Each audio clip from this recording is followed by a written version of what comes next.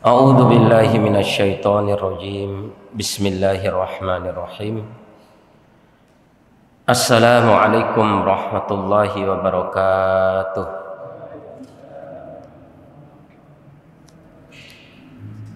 Alhamdulillahi rabbil alamin. Nahmaduhu wa nasta'inuhu wa nastaghfiruh.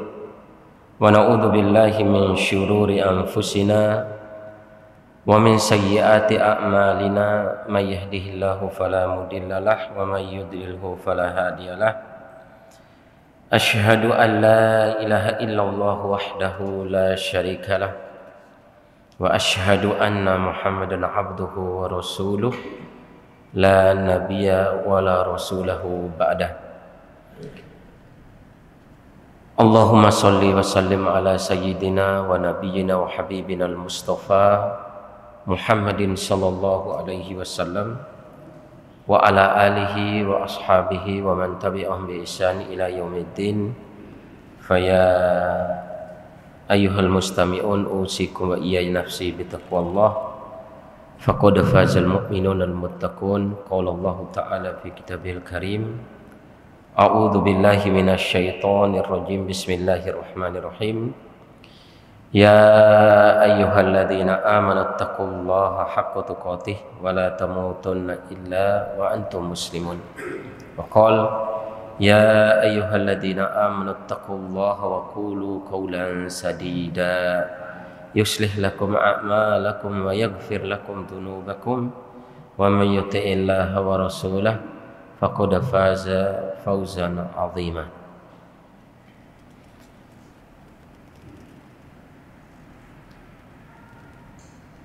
Allahumma inna nas'aluka ilman nafi'ah wa rizqan thayyiban wa amalan mutaqabbala. Allahumma inna nas'aluka ilman nafi'ah wa na'udzubika min ilmin la yanfa'. Allahumma rabbana zidna ilma warzuqna fahma. Rabbi shrah li sadri wa yassir li amri wahlul 'uqdatam min lisani yafqahu qawli. Jemaah salat maghrib yang mudah-mudahan Allah rahmati, alhamdulillah kita bersyukur kepada Allah Subhanahu wa taala. Kembali kita dipertemukan oleh Allah Subhanahu wa taala di majelis ini yang telah kita bahas sebelumnya, majelis yang penuh dengan keutamaan, penuh dengan kemuliaan, penuh dengan keagungan, yang mudah-mudahan kita tidak sampai lalai daripada majelis-majelis seperti ini, sehingga tidak menjadikan kita menyesal nanti di yaumil akhir, tidak membuat kita menyesal ketika nanti kita berada di kuburan kita. Karena inilah atau majelis seperti inilah yang nanti akan menerangi kuburan kita, akan memudahkan urusan kita di padang mahsyar, dan akan menerangi cahaya hati kita dan meninggikan derajat kita di surganya Allah Subhanahu wa taala. Amin ya rabbal alamin. Jemaah salat maghrib yang mudah-mudahan Allah rahmati, diriwayatkan dalam sebuah riwayat yang diriwayatkan oleh Zuhairah bin Jundud, dikisahkan bahwa setiap subuh atau setiap ba'da salat subuh, setelah zikir subuh, biasa Rasul sallallahu alaihi wasallam berkumpul dengan para sahabatnya dan bertanya tentang, dan sering Nabi sallallahu alaihi wasallam habis subuh itu bertanya kepada para sahabat, apakah ada di antara kalian yang bermimpi? Ditanya setiap hari ba'da salat subuh, ternyata jawaban para sahabat itu semua menjawab, tidak ada ya Rasulullah. Maka Rasul sallallahu alaihi wasallam menceritakan sebuah mimpi di malam harinya. Subuhnya dia ceritakan kepada para sahabat, sungguh demi Allah wahai sahabatku, ada dua orang yang luar biasa cahaya wajahnya dan bercahaya seluruh anggota tubuhnya. Dua orang ini datang memegang kedua tanganku, yang satu memegang tangan kanan, yang satu memegang tangan kiri, kemudian membawa aku jalan-jalan, membawa aku untuk berjalan-jalan. Tibalah di suatu tempat di mana Rasulullah SAW diperlihatkan dalam mimpinya tersebut. Apa dalam mimpi tersebut adalah Na'udzubillahi min dzalik. Dalam mimpi tersebut adalah ada dua orang yang saling bergantian dengan semacam ada alat, tangkah atau apa, semacam ada alat. Yang satu dengan alat tersebut membuka mulut saudaranya, kemudian menusuk mulut saudaranya sampai bolong ke rahangnya, rahang bawahnya sampai jebol. Yang satu lagi seperti itu. Jadi saling bergantian, saling bergantian. Kemudian si Rasul Shallallahu Alaihi Wasallam bertanya kepada dua orang yang membawanya ini, kira-kira apa yang kedua orang itu lakukan sehingga sampai terjadi kejadian seperti itu? Akhirnya oleh dua orang ini mengatakan, diamlah engkau, ayo kita jalan-jalan lagi. Diajak jalan-jalan lagi. Kemudian di tempat yang kedua dia menemukan ada dua orang, yang satu dalam keadaan tidur, yang satunya berdiri. Satu orang itu berdiri sambil memegang batu sebesar telapak tangan dia, kemudian melemparkan batu itu di temannya yang tidur tadi sampai pecah kepalanya. Kemudian kembali lagi sempurna kepalanya, sembuh kepalanya itu, kemudian diambil lagi batu, kemudian dilempari lagi. Begitu terus kejadiannya, begitu terus. Kira-kira gerangan siapakah atau apa yang membuat mereka seperti itu? Kelakuan atau pekerjaan apa yang membuat mereka sampai seperti itu? Akhirnya didiamkan oleh dua orang ini, kemudian dibawa jalan-jalan lagi, ya. Dibawa jalan-jalan lagi, kemudian Rasulullah SAW menemukan ada sebuah lubang, yang di dalam lubang itu lubang atasnya kecil, kemudian bawahnya itu luas. Kemudian ada dua orang, laki-laki dan perempuan, yang di bawahnya dibakar dengan api. Kemudian saking besarnya api yang membakar kedua orang tersebut sampai keluar dari lubangan di atasnya itu. Ditanya, kira-kira gerangan siapakah mereka ini? Oleh dua orang ini didiamkan. Didiamkan. Diajak lagi jalan-jalan. Ini hadis sahih diriwayatkan oleh Imam Muslim. Kemudian diajak jalan-jalan untuk yang selanjutnya. Kemudian Rasulullah SAW menemukan ada seorang yang dia ini berenang di sungai yang penuh dengan darah. Sungai darah. Berenang dengan sungai darah. Ketika dia sampai di tepian sungai tersebut, ada orang yang tidak mengizinkan dia keluar dari sungai darah itu. Jadi ketika dia berenang dan ingin menyampai tepian dan dia ingin keluar dari sungai tersebut, ditendang oleh orang yang ada di tepian itu. Kemudian bertanya, kira-kira siapakah mereka itu? Kemudian didiamkan oleh dua orang ini. Kemudian diajak jalan-jalan, tibalah di sebuah tempat yang hijauannya yang indah. Dan di tempat yang hijau tersebut ada sebuah pohon yang besar, yang di bawah pohon itu, artinya di bawah akar pohon itu, di bawah dasar pohon itu ada seorang ada seseorang yang sungguh sangat luar biasa begitu, dengan beberapa orang yang lain.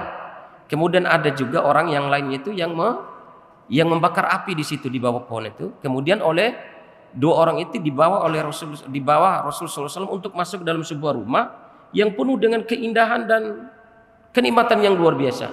Kemudian dibawa lagi, dinaikkan di atas pohon tersebut. Kemudian dimasukkan lagi ke dalam rumah yang kedua yang lebih indah daripada rumah yang pertama tadi. Kemudian Rasulullah SAW didiamkan di situ. Kemudian barulah dua orang ini menjawab. Subhanallah. Apa jawabannya, ikhwan fillah rahimakumullah? Jemaah salat maghrib yang mudah-mudahan Allah rahmati. Apa yang engkau temukan yang pertama ya Rasulullah? Dua orang yang saling menusukkan alat dari besi sampai tembus ke rahang bawahnya, dan itu mereka berganti-gantian karena dahulu ketika di dunia mereka selalu dan suka berbohong. Bayangkan, suka berbohong. Dan kata si dua orang ini, la yazalu adabu hatta ya'ti yaumal qiyamah. Bayangkan jemaah sekalian, di dalam teks hadis itu dua orang yang mengatakan bahwa senantiasa apa yang mereka lakukan ini seperti itu, ya, seperti itu sampai nanti datangnya hari kiamat. Maknanya di kuburan senantiasa mereka akan selalu membolongi mulut mereka sampai ke rahang mereka ini sampai datangnya hari kiamat. Maknanya fil kubur, di kuburan. Naudzubillah, tsumma naudzubillah min. Mudah-mudahan kita terhindar dari perkara-perkara yang berkata bohong ini. Kemudian dijelaskan yang kedua, yang tadi satu orang yang tidur, kemudian yang berdiri tadi melempari batu sebesar genggaman tangannya, kemudian dilemparkan ke temannya yang tidur itu. Cirinya adalah siapa mereka? Ini adalah orang yang atau umatmu, kata si dua orang ini, umatmu yang ketika di malam hari la yaqra'unal Qur'an, tidak membaca Al-Qur'an, wala ya'maluna finnahar, dan ketika dia di siang hari tidak mengamalkan isi Al-Qur'an. Maka jelas kalau di dalam hadis Nabi SAW di dalam bab yang berkaitan dengan qiraatul Quran ada sebuah hadis yang dimana kata Rasulullah SAW, hal adullukum ala syai'in yukhaffifukum min adzabil qabr. Kata Rasulullah SAW, maukah saya tunjukkan kepada kalian sebuah perbuatan yang kalian itu aman, terhindar dari adab kubur, dari siksa kubur. Kata Rasulullah SAW, kata para sahabat, mau ya Rasulullah? Maka kata Rasulullah SAW, Iqra tabarakalladzi biyadihil mulku wa huwa ala kulli syai'in qadir alladzi khalaqal mauta wal hayata liyabluwakum ayyukum ahsanu amala, sampai akhir. Setiap kalian sebelum tidur membaca satu surah ini dari awal sampai akhir, kalian dipastikan aman dari adab kubur. Masya Allah. La yazaluna adzab hatta ya'ti yaumul qiyamah. Senantiasa orang itu di kuburannya seperti itu sampai datangnya hari kiamat. Kemudian yang ketiga tadi penjelasannya, orang yang di sebuah lubang ada laki-laki dan perempuan di bawahnya, ada api besar, saking besarnya api itu sampai mengeluarkan mereka dari lubang itu. Mereka adalah ketika di dunia yang selalu dan suka berzina, berzina. Naudzubillah. La yazalu adabuhuma hatta ya'ti yaumul qiyamah. Adab mereka senantiasa seperti itu di kuburan sampai datangnya hari kiamat. Kemudian yang terakhir, ada sesosok manusia yang berenang di sungai darah. Ketika dia sampai di tepian, tidak diizinkan keluar dari sungai darah tersebut, ya, karena ada orang yang mengusirnya. Ada orang yang tidak terima dengan keluarnya dia dari sungai darah tersebut. Mereka adalah ketika di dunia yang selalu menjalankan riba dan memakan riba. Na'udzubillah, tsumma na'udzubillahi min dzalik. Ikhwanu fiddin wasallallahu jamaah salat maghrib yang mudah-mudahan Allah rahmati. Akhirnya apa yang terjadi? Oleh dua orang ini dibawanya Rasulullah SAW kepada sebuah pohon yang di dalam dasar pohon itu, di bawah naungan pohon itu, ada seseorang dengan beberapa orang yang lain. Dikasih tahu oleh dua orang itu, itulah Nabi Ibrahim beserta umatnya. Itulah Nabi Ibrahim beserta umatnya. Kemudian Rasulullah SAW dibawa dalam sebuah rumah yang indah, penuh dengan pernak-pernik yang luar biasa. Dikasih tahu oleh dua orang itu, ini adalah tempat umatmu yang orang yang soleh dan orang-orang yang mukmin, orang yang suka beribadah dan beramal soleh. Inilah tempat mereka. Sementara ketika engkau masuk di rumah yang kedua, yang lebih nikmat daripada rumah pertama, yang lebih bagus fasilitas dan pernak-perniknya dibandingkan dengan rumah pertama, yaitu rumah kedua, inilah tempat bagi umatmu yang syahid di jalan Allah Subhanahu wa ta'ala. Syahid di jalan Allah Subhanahu wa ta'ala. Maka dikasih tahulah bahwa saya adalah malaikat Jibril, sementara yang di tangan kirimu, yang memegang tangan kirimu wahai Muhammad, adalah malaikat Mikail. Sementara yang di bawah pohon tadi yang menyalakan api, yang tidak pernah tersenyum sama sekali, adalah dia adalah malaikat penjaga neraka, yaitu malaikat Malik. Ini jemaah sekalian yang mudah-mudahan Allah rahmati, mudah-mudahan apa yang ditafsirkan oleh Rasulullah SAW kaitan dengan mimpinya tersebut yang tertuang di dalam hadis Bukhari dan Muslim, supaya kita tadi menghilangkan tadi yang menjadi penyebab seseorang itu akan diadab kubur. Ini baru adab kubur, belum nanti diadab di akhirat. Ya, ini apa? Jauhkan sifat atau suka berbohong. Kemudian yang kedua, bacalah Al-Quran di malam hari meskipun hanya satu surat tadi. Ataupun kalau kita tidak punya keluangan waktu, minimal kita membaca Qul Huwallah sampai akhir 11 kali. Ya, 11 kali. Luangkan waktu kita sebelum tidur, karena di antara adabun naum qiraatul Quran. Sebelum tidur itu diusahakan untuk membaca Al-Quran meskipun beberapa ayat. 10 ayat kah? 20 ayat? Sebaik-baiknya adalah 100 ayat. Paling minimal 10 ayat. Ya, tadi kalau tidak sempat membaca Al-Quran, sudah Qul Huwallah.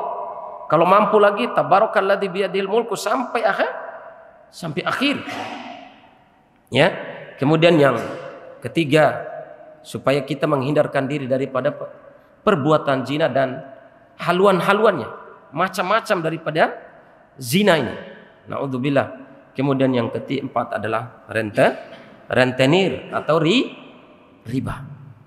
Ini supaya kita menjauhi 4 perkara. Ini yang kata Rasulullah SAW di dalam mimpinya tersebut, dikatakan oleh malaikat Jibril, senantiasa mereka diadab seperti itu sampai nanti datangnya hari kiamat. Nah, ini bagian daripada kisah atau riwayat mimpi daripada Rasul Shallallahu Alaihi Wasallam. Mudah-mudahan kita bisa amalkan, terutama pribadi saya dan antum sekalian. Jemaah sekalian yang mudah-mudahan Allah rahmati, kita lanjutkan kajian kita untuk menyimpulkan dari bab tentang keutamaan berada di majelis dzikir. Disimpulkan di sini oleh Mustafa Muhammad Ammarah,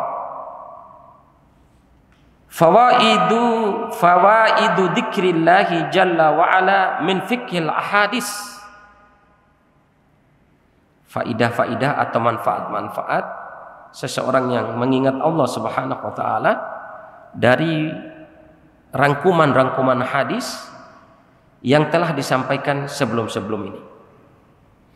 Awalan, sumulud dzakir bi rahmatillah wa i'anatihi. Pertama, manfaat daripada orang yang selalu berzikir kepada Allah. Hasbunallah wa ni'mal wakil, la haula wa la quwata illa billah. Tidak ada daya dan kekuatan, kemampuan bagi kami untuk selalu berzikir ya Allah, kecuali hidayah, kemampuan itu datang daripada Engkau. Maka limpahkanlah kepada kami ya Allah kemampuan supaya lisan kami ini untuk basah selalu zikir mengingatmu. Manfaat yang pertama adalah orang yang berzikir ini selalu berada di bawah kasih sayang Allah dan pertolongan Allah, dan selalu mendatangkan prasangka baik dari Allah Subhanahu wa taala dengan selalu beramal soleh. Maknanya tidak hanya zikir, tapi dibarengi dengan amal soleh. Bahkan di dalam riwayat, jemaah sekalian yang mudah-mudahan Allah rahmati, ini riwayat sahih. Saking luar biasanya zikir, di dalam riwayat tersebut, dalam kisah, ada orang penduduk neraka. Subhanallah. Tapi lisannya selalu zikir, tapi banyak maksiat dosa, sehingga membuat dia ini dimasukkan ke dalam nerakanya Allah. Tapi terdengar oleh malaikat Jibril dan malaikat-malaikat yang lain, malaikat-malaikat penjaga neraka, selalu lisannya menyebut di dalam neraka itu, ya Al-Hannan, ya Al-Mannan, ya Al-Hannan, ya. Disiksa itu dia selalu zikir. Kenapa? Imam Ibnu Hajar Al-Asqalani mengambil kesimpulan dari hadis ini karena Dulu orang ini meskipun banyak dosa dan maksiat selalu berzikir. Ya Al-Hanan, ya Al-Manan.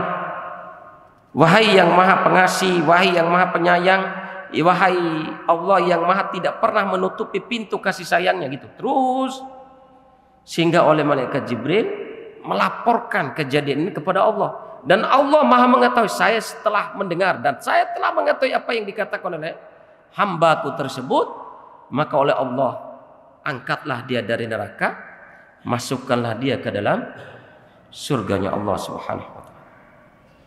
Ini efek kalau kita ini, hatta pelaku maksiat, dijelaskan di situ, hatta pelaku maksiat kalau selalu lisannya dzikir kepada Allah akan berakibat nanti terbiasa nanti di neraka dengan ucapan-ucapan yang baik. Wallahu a'lam bishawab. Begitu kesimpulannya, ya. Kemudian ikhwanu fillah wasadaqullah. Yang kedua,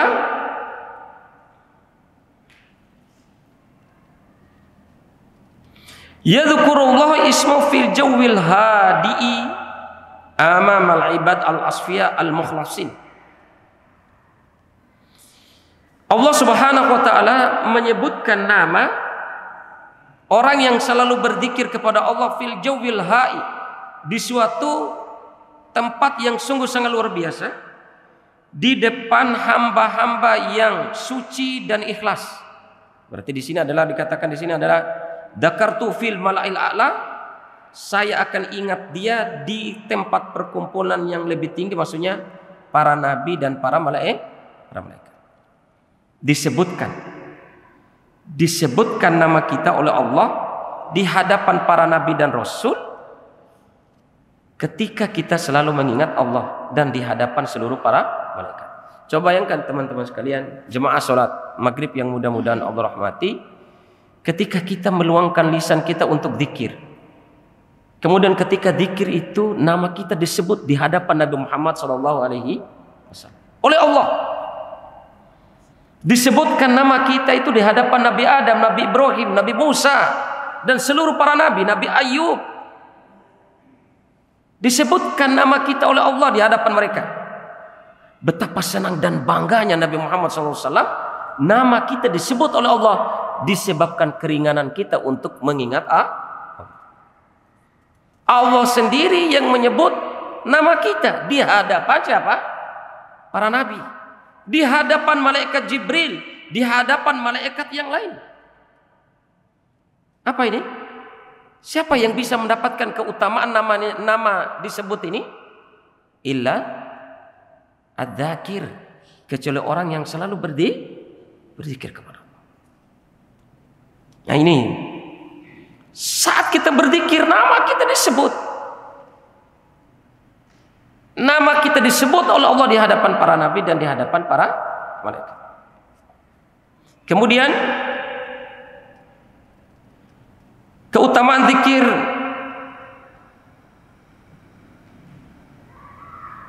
ayyashghul adz-dzakiru qalbahu daiman bi rabbih. Selalu hati orang yang berzikir kepada Allah selalu terikat dengan Allah Subhanahu wa taala. Orang yang selalu berzikir itu hatinya selalu terikat dengan Allah. Hatinya selalu terhubung dengan Allah Subhanahu wa taala. Berdasarkan hadis walisanuka ratbun min dzikrillah, dan adapun lidah kamu, lisan kamu selalu basah dengan zikir kepada Allah Subhanahu wa taala.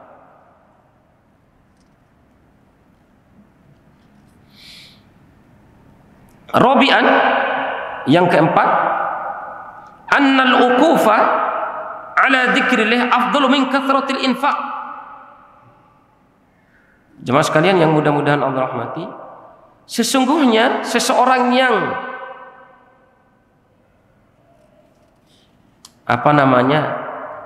sesungguhnya seseorang yang meluangkan waktunya untuk zikir kepada Allah itu lebih utama daripada seseorang yang banyak berinfak.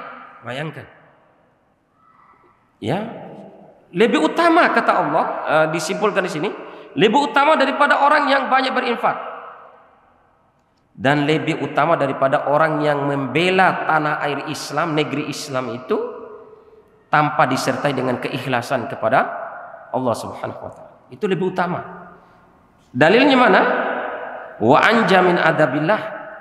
Tahukah kamu sesuatu yang lebih menghilangkan kamu daripada adab Allah, yakni zikir kepada Allah. Kemudian zikrullah wiqayatun min wiswasil khannas. Mengingat Allah itu membuat diri kita terbentengi dari apa? Gangguan syaitan. Wa husnun matin, dan benteng yang kuat minal wuqufil ma'asi. Selalu berzikir kepada Allah itu menjadi benteng yang kokoh sehingga seseorang tidak melakukan kemaksiatan. Benteng yang kuat sehingga seseorang itu terhalangi untuk melakukan dosa dan maksiat. Apa tadi? Zikir kepada Allah. Apa dalilnya? Al-'abdu la yanju minasyaiton illa bidzikrillah. Dalilnya adalah hamba tidak akan pernah selamat daripada yang namanya asyaiton, dari godaan syaitan. Hamba itu tidak pernah selamat daripada namanya godaan syaitan. Di sini disebutkan illa bidzikrillah. Yang selamat dari gangguan dan godaan syaitan itu adalah orang yang berzikir kepada Allah Subhanahu wa taala. Kemudian yang keenam, dzikrullahi ahadul arba'atil lati tajlibu sa'adatid dunya wal akhirah. Mengingat Allah adalah salah satu dari 4 hal yang bisa mendatangkan kebahagiaan dunia dan kebahagiaan akhirat. Di antaranya adalah zikir kepada Allah. Wa tutu adzakir athiqah at-tamah, dan orang yang berzikir kepada Allah akan dikasih ini kekuatan ingatan yang sempurna. Wa tahlihi bil istiqomati wa hubbul khair. Orang yang selalu berzikir kepada Allah itu akan dimudahkan untuk senantiasa istiqomah, telaten. Orang berzikir itu akan senantiasa telaten dalam melakukan sebuah aktivitas ibadah. Bukan hanya telaten, wa hubbul khair. Orang yang selalu berzikir kepada Allah akan diberikan kenikmatan untuk mencintai yang baik-baik. Wassadad fi amalihi, dan benar dalam amalannya, ibadahnya lurus. Wassawau fi takfirihi, dan selalu lurus dalam berpikirnya. Selalu lurus dalam berpikir, selalu benar dalam berpikirnya. Walisanan dzakiran. Yani diantaranya afdaluhu lisanan dzakiran. Seutama-utama harta ada daripada yang melebihi emas dan perak adalah lisan yang selalu berzikir kepada Allah Subhanahu wa taala. Sabian, yang keempat, dzikrullah yusilu ila darajatis samiyah fil jannah. Mengingat Allah akan membawa seseorang kepada derajat yang tinggi di surganya Allah Subhanahu wa taala. Wa yurfa'u dzakiru ila a'la illiyin, dan orang yang berzikir kepada Allah diangkat surganya itu di surga yang paling tinggi, yaitu surga illiyin. Sebagaimana yang dijanjikan di dalam hadis-hadis Rasul sallallahu alaihi wasallam. Ya. Dijanjikan oleh Rasul sallallahu alaihi wasallam diangkat surganya itu adalah surga yang paling tinggi, yaitu a'lal illiyin, yaitu surga yang illiyin. Kemudian 8, dzikrullah yanirul qalb. Mengingat Allah akan menerangi hati seseorang. Tenang hatinya itu, terang, bercahaya.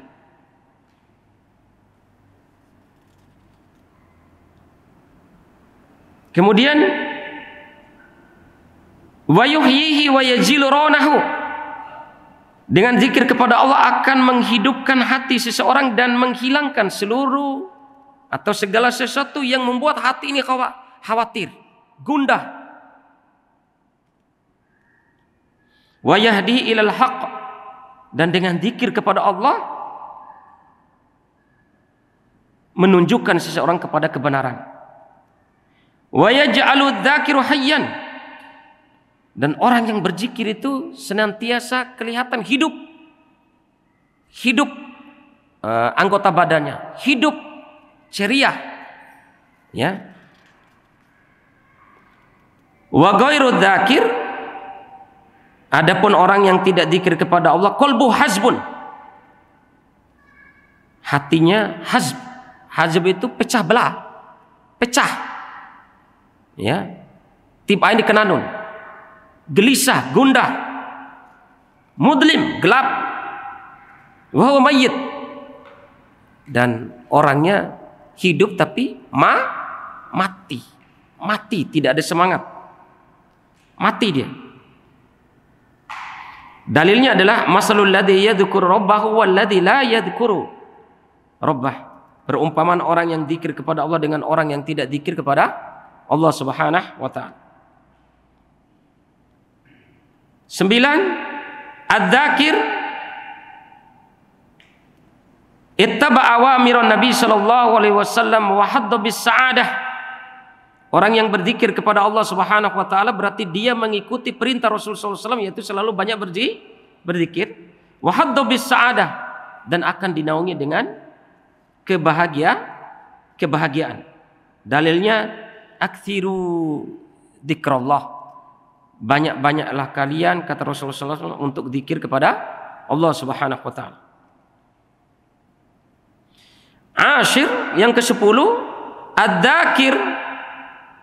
adzakirullah ya'ti yaumal qiyamah mu'azzijan.